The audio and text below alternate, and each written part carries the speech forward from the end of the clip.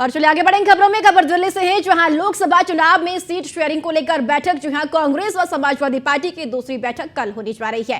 कल शाम 4 बजे मुकुल वासनिकी के आवास पर यह मीटिंग होगी और यूपी कांग्रेस प्रभारी अविनाश पांडे भी इस बैठक में मौजूद रहेंगे। साथ ही आपको बताते चले कि रामगोपाल यादव और जावेद अली बैठक में शामिल होंगे और संग्राम सिंह यादव, उदयवीर सिंह भी इस बैठक में शामिल होने जा रहे हैं। तो बैठक में उत्तर प्रदेश की सीट शेयरिंग को लेकर चर्चा होगी। लोकसभा चुनाव में सीट शेयरिंग को लेकर कल कांग्रेस और समाजवादी पार्टी की दूसरी बड़ी बैठक होने जा रही है। जी हां, कल ये बैठक होगी और कल शाम 4 बजे मुकुल वासनिकी के आवास पर यह बैठक होने जा रही है। और साथ ही आपको बताते चले कि इस बैठक में यूपी कांग्रेस प्रभारी अविनाश पांडे भी बैठक में मौजूद रहने वाले हैं और साथ ही रामगोपाल यादव और जावेद अली भी इस बैठक में शामिल रहेंगे। तो तमाम ये नेता कल इस बैठक में मौजूद रहने वाले हैं। और साथ ही आपको बताते चले कि अब लोकसभा चुनाव में सीट शेयरिंग को लेकर ये दूसरी बड़ी बैठक कांग्रेस और समाजवादी पार्टी के बीच यूपी के लिए होने जा रही है।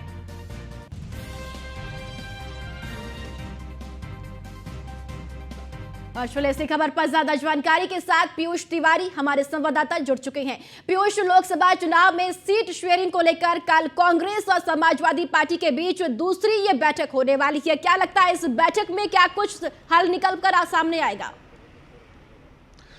बिल्कुल, अगर हम बात करें तो कल मुकुल वासनिक के घर पर ये एक महत्वपूर्ण बैठक होने वाली है और कांग्रेस की ओर से अगर हम बात करें तो अविनाश पांडे जो कि प्रभारी हैं उत्तर प्रदेश के, वो इस बैठक में मौजूद रहेंगे। इसके साथ ही समाजवादी पार्टी के भी तमाम नेताओं की मौजूदगी रहेगी, जिसमें रामगोपाल यादव की अगर हम बात करें, संग्राम सिंह यादव की बात करें और तमाम नेता इसमें मौजूद रहेंगे। सबसे बड़ी बात है कि ये बैठक पहले ही होने वाली थी और चूंकि कांग्रेस पार्टी के तमाम जो नेता है उनकी व्यवस्था चल रही है, इस वजह से ये बैठक उस समय हो नहीं पाई थी। ऐसे में कल एक महत्वपूर्ण बैठक बुलाई गई है और 4 बजे के आसपास ये बैठक शुरू हो जाएगी। इस बैठक में सीट शेयरिंग को लेकर चर्चा किया जाएगा, क्योंकि आपने देखा होगा कि खासतौर पे जब 5 राज्यों के विधानसभा चुनाव चल रहे थे तो कांग्रेस पार्टी और समाजवादी पार्टी के बीच किस तरीके से खींचतान देखने को मिली थी और सीट शेयरिंग को लेकर कहीं ना कहीं उस दौर में भी चर्चा चल रही थी। लेकिन चूंकि अब 2024 के लोकसभा चुनाव नजदीक है और ऐसे में समाजवादी पार्टी और कांग्रेस पार्टी की यही कोशिश है कि किस तरीके से इंडिया अलायंस बना तो है, लेकिन सीट शेयरिंग को लेकर कहीं ना कहीं पेच फंसा हुआ है। और उत्तर प्रदेश एक महत्वपूर्ण राज्य है, क्योंकि 80 सीटें उत्तर प्रदेश में है लोकसभा की और लगातार समाजवादी पार्टी के तमाम नेताओं को भी आपने सुना होगा जिस तरीके से ये कहा जा रहा है कि जहां पे जो दल मजबूत स्थिति में है, यानी कि क्षेत्रीय जो दल है वो मजबूत स्थिति में, वहां पे कांग्रेस पार्टी थोड़ा सा सेक्रीफाइस करे, यानी कि सीटें जो है वो छोड़े। और इसी को लेकर कहीं ना कहीं जो चर्चा है वो लगातार चल रही है। इससे पहले भी एक बैठक हुई थी, लेकिन उस तरीके से उस बैठक का कोई नतीजा नहीं निकल पाया था। और कल एक बैठक होने वाली है और इस बैठक में पूरी तरीके से तय किया जाए, खासतौर पर पारंपरिक सीटों को लेकर भी यहां पर चर्चा की जा सकती है, चाहे वो समाजवादी पार्टी की सीट रही हो पारंपरिक या कांग्रेस पार्टी की पारंपरिक सीट रही हो।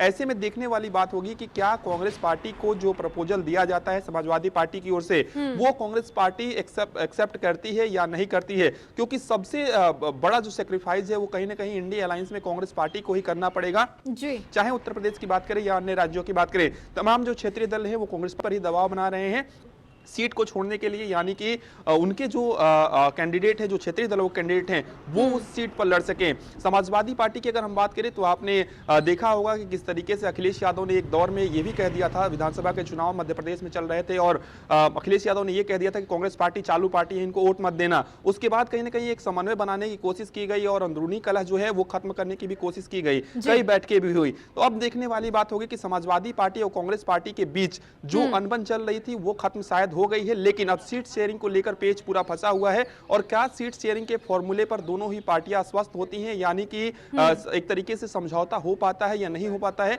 अगर सीट शेयरिंग को लेकर बात बन जाती है तो यह भी देखने वाली बात होगी कि 2024 के लोकसभा चुनाव में इन दोनों ही पार्टियों को क्या कुछ फायदा होने वाला है। और कांग्रेस पार्टी चूंकि लगातार उत्तर प्रदेश को खासतौर पर लेकर एक महत्वपूर्ण बैठक कांग्रेस पार्टी की ओर से भी कांग्रेस मुख्यालय में की गई थी और रणनीति बनाई गई थी और इन्हीं सब विषयों को लेकर रणनीति बनाई गई थी, क्योंकि सिर्फ समाजवादी पार्टी नहीं है बल्कि अन्य पार्टियां भी हैं। और ऐसे में इंडिया अलायंस में और ऐसे में देखने वाली बात होगी कि उत्तर प्रदेश को लेकर सीट शेयरिंग को लेकर खासतौर पे कल जो बैठक होती है सूत्र क्या बताते हैं कि कितनी सीटें कांग्रेस और समाजवादी पार्टी को यूपी में मिलती है, क्योंकि मुख्य विपक्षी दल यूपी में समाजवादी पार्टी है। तो ऐसे में कांग्रेस को कितनी सीटें मिल पाएगी? और क्योंकि कांग्रेस की बात करते हैं तो कांग्रेस तो अपनी खोई हुई जमीन तलाशने की कोशिश यूपी में कर रही है अभी।